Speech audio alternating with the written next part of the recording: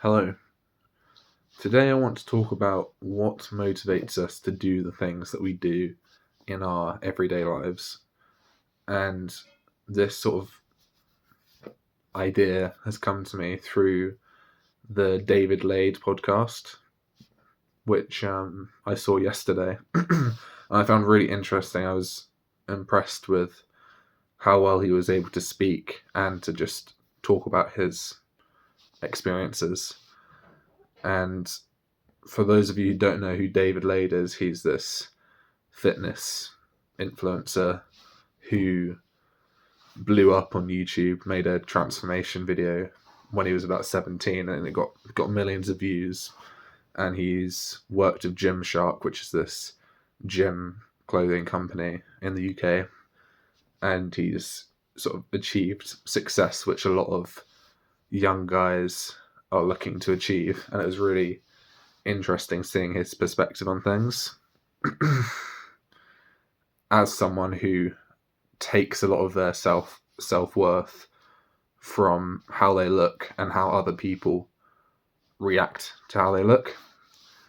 And even though he's like one of the best looking guys out there in terms of bodybuilding, he still had body dysmorphia, he was saying,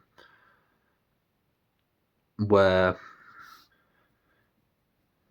he would take photos of himself in specific lighting which made him look really good, and then when he was out and about he knew he wasn't looking as best as he could, so he had a sort of body dysmorphia, and he always wanted to keep up his physique because it was so it was like allocated to his self-worth and how people saw him and his success on YouTube and online, essentially. And he was saying how it was all somewhat ego driven. You know, he just wanted to impress other people, I suppose. I don't think that's exactly what he was saying, but he was agreeing with the podcast host, who's Chris Williamson. Don't know his surname. Chris something. He's the podcaster for Modern Wisdom. Anyway, I haven't really watched his podcast before, but he was a good host. And it was just interesting because David was saying about how in order to overcome his body dysmorphia, it was just a lot of introspection that he did and analysing how he lives his life and seeing that the way he was living was potentially somewhat toxic, like always striving towards getting his numbers up, becoming the best version of himself. For example, he was saying in the gym he got a back injury because he was going in and just focusing on lifting as much weight as possible rather than the form, so he injured himself. But it wasn't only in the gym that he was pushing himself that hard, it was in every single aspect of life. But because of his back injury, he wasn't able to push himself to the extent that he was. So that gave him quite a natural break, and he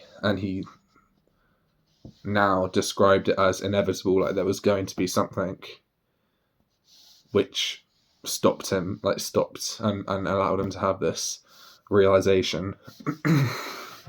And the podcast host, Chris, was saying that he calls it the manopause, which I found it quite funny, where guys in their early 20s are sort of chasing towards a dream, some sort of goal, and then they achieve it, and then thinking, oh, like I've climbed up this mountain and now I don't know where to go, sort of thing.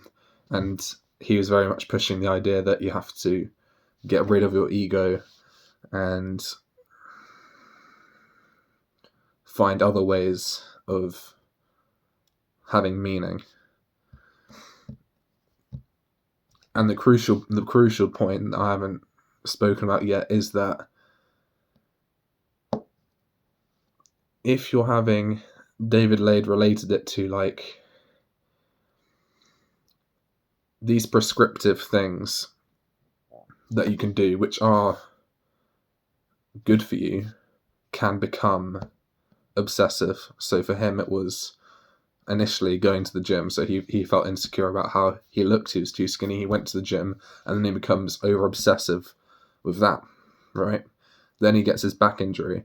Then what's the next thing that he gets obsessed with? He gets obsessed with sort of mindfulness, being on this restorative journey. So he would meditate every day and sort of do the self-improvement habits. And then he realized that it was just introspection and not a certain routine that got him out of his body dysmorphia, because if you just have a routine which you rigidly stick to every day, you're just as obsessed as the thing that you're trying to sort of get rid of. And it's an interesting concept, and I think it is true.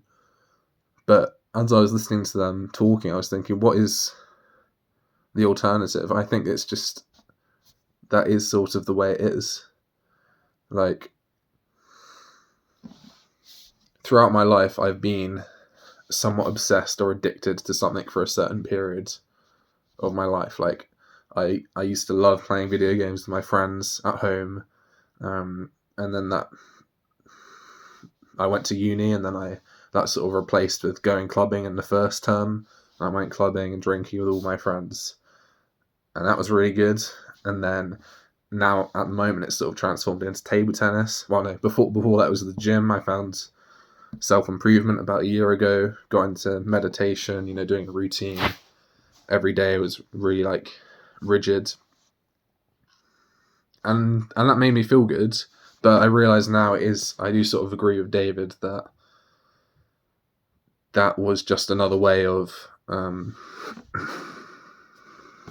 giving into my ego. I felt a sense of I'm better than everyone else because I'm going on a run in the morning, or because I'm getting up early and going to the gym, or because I'm eating well, and that gives you the feel-good energy. So it's replaced with the bad habit that you had before with the routine, which is good for you. Like, scientifically, like taking cold showers and going to the gym and doing exercise is good for you, but it's finding the fine line of it not becoming too obsessive. But then what do you do when you want to set goals and achieve those goals, which ultimately you do have to do, and the goals do have to be really challenging. There's no point setting goals if you're already on the trajectory to get a goal. There's no point really setting it, because you can do it. So it's hard to reconcile these two things, and I'm thinking, what is the alternative? Everything that, for me at least, I feel like everything I do is somewhat to focus on something and feel better about myself by focusing on this good thing. And at the moment, it's table tennis. Like, I love playing table tennis and getting better at it. That's what I'm really into at the moment. Is that not just...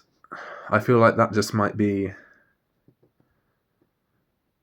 the way that it is. You learn a new skill, you get into something, you somewhat master it, or you get used to it, and then you move on to another thing. That's always been the way it's worked for me. How can that not be attached to achievements and goals? How can you not get a dopamine, not a dopamine hit, what's the right word to say it, like how can you not get a release of dopamine? How can you not make your brain feel good about yourself by doing hard activities and by getting obsessed by them, which can be deemed as pushing yourself too much or being toxic? It's difficult, I think.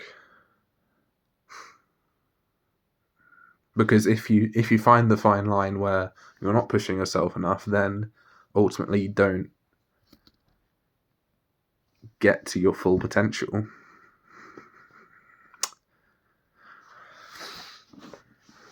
I'm just going to think for a moment if I can think of something else.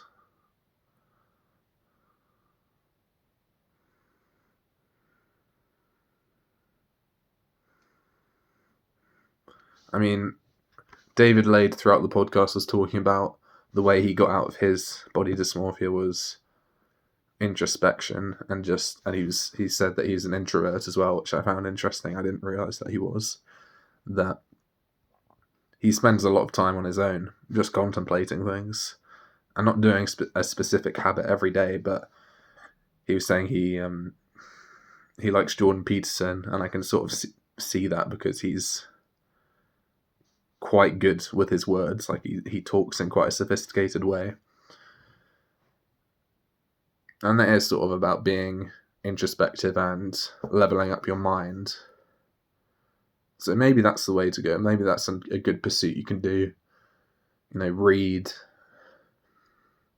try and develop your beliefs and understand what you believe in. But I'm not too sure. I sort of just wanted to express my thoughts. I didn't know where they would go. Obviously they've come here. Thank you for listening. Goodbye.